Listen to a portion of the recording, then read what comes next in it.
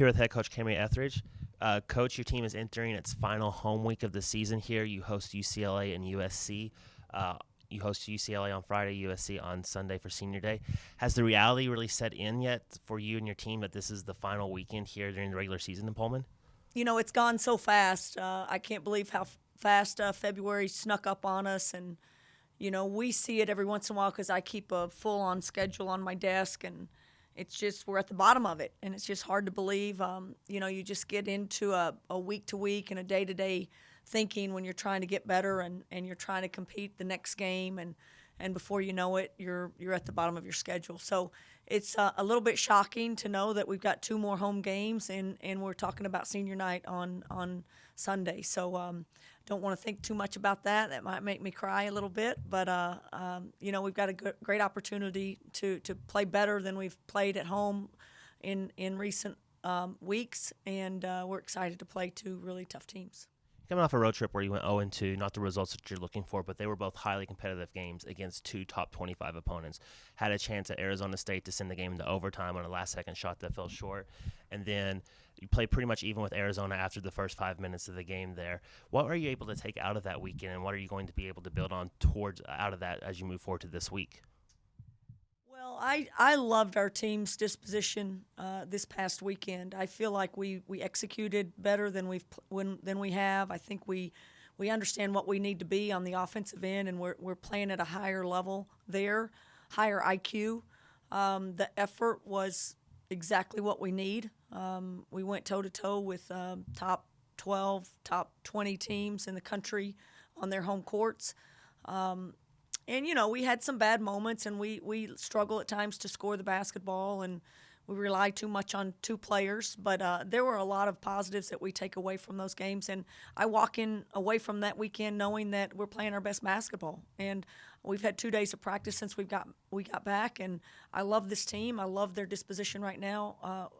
We spoke about effort and competitiveness after that Utah game when we really did not compete at the level that we need to, and since then we've really stepped it up. And I think it says a lot about our senior leadership, and I think in particular Bobby was amazing this past weekend. 2 games where she came out focused, scored the ball, and was a great leader, you know. And I think that's a stretch that she's probably not done before, where she really, her disposition, her competitiveness, her how she approached practice on the day in between, how she approached an early morning shoot-around against Arizona. She was just exactly what we need, and I think it's pretty inspiring for her players to watch her try as much as she is and trying to will this team to a higher level, and for her to lead us to that level.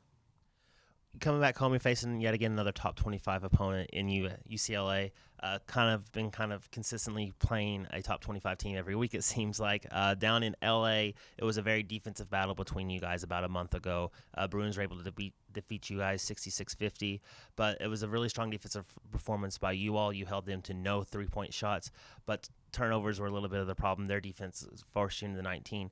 So what are you looking to improve on those numbers, and what are you looking for out of UCLA the second time through?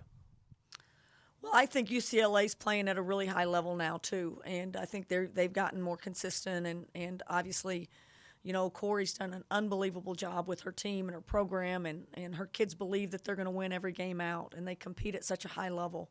A lot of teams have played them close, and they tend to win those close games because of just how they believe and trust, and they've got a couple of unbelievably great offensive players and dynamic scorers and playmakers, honestly. So really a hard matchup for us. What they do well, we're probably not the best at, but we rebounded with them in the first game, and that's something we took away, knowing that if we can rebound with them and if we do that, that gives us a chance. And I think the other thing, as much as they're playing better, I really honestly think where we struggled early in conference was just our ability to get us into offense, and we really struggled at UCLA with their pressure defense of just making simple entry passes into offense and knowing what we were in. They put a lot of pressure on Chanel, made other people enter the ball, and we really got stymied a little bit. But I feel good about that. I feel like we've made some progress in that area, and obviously we know we have to score points to be able to even compete at all with UCLA. So, but I feel like we have a few more answers, and we're playing at a better level right now. And then on Sunday, you have a USC team coming in here that's just one game ahead of you in the Pac-12 standings entering play this week. You went down there in LA. It was another loss to them, but it was a strong competitive game. You guys went cold there down the stretch in a very competitive game. They feature two freshmen.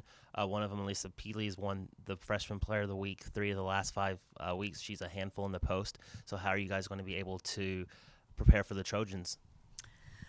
Another game where you just look back on and watch the film, and honestly, we played pretty good against USC. We missed some shots that we think for us, we have to make for us to win.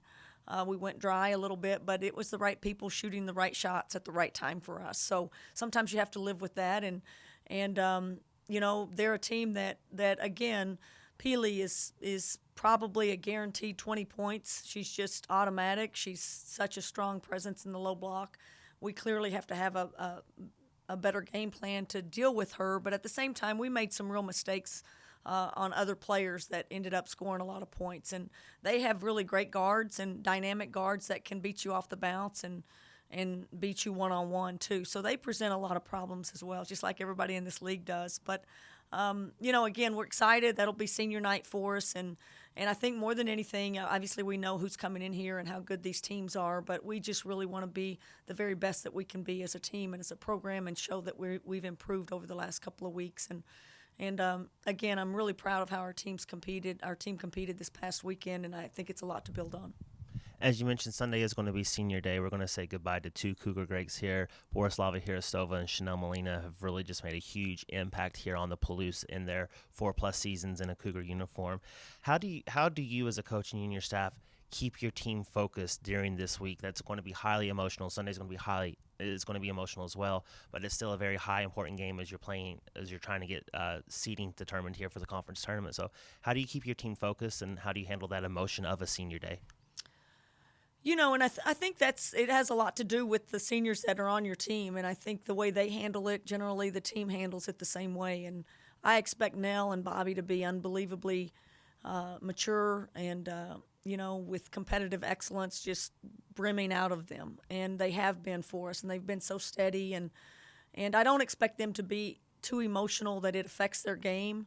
I think their resolve is just so high right now. And I think we're just going to believe and know that we're going to fight like crazy for our seniors, and I think what you'll see is 2 seniors that'll really rise up and be great and special, like they have been their entire career here at Washington State.